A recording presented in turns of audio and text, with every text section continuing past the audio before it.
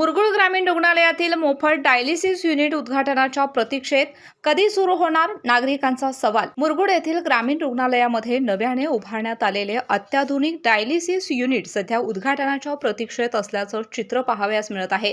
5 bed क्षमतेचे हे dialysis unit पूर्णपणे सज्ज असूनही अद्याप सुरू झाले नसल्याने परिसरातील रुग्णांना त्याचा लाभ मिळू शकलेला नाही।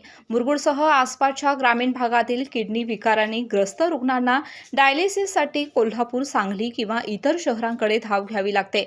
या उपचाराचा खर्च अनेकांना परवडत नसल्याने रुग्ण व त्यांच्या कुटुंबियांना आर्थिक व मानसिक त्रास सहन करावा लागतो। अशा परिस्थितीमध्ये मुरगुड ग्रामीण रुग्णालयात सुरू होणारे मोफत डायलिसिस युनिट सर्वसामान्यांसाठी मोठा दिलासा ठरणार आहे।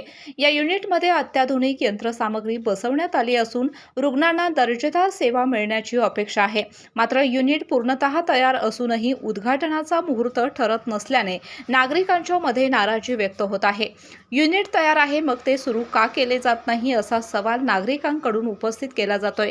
स्थानिक नागरिक व रुग्णांनी प्रशासनाने तात्काळ या डायलिसिस युनिटचे उद्घाटन करून सेवा सुरू करावी अशी मागणी आहे।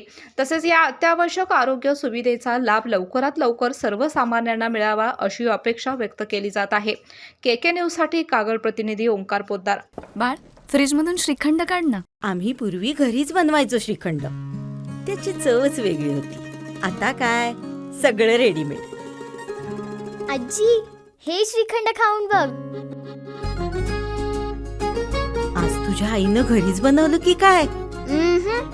हे आहे गोकुळचं श्रीखंड। अगदी जिभेवर रेंगाळणारं। जिभेवरच नाही तर मनावरही रेंगाळणार। गोकुळ श्रीखंड, मनावर रेंगाळणार।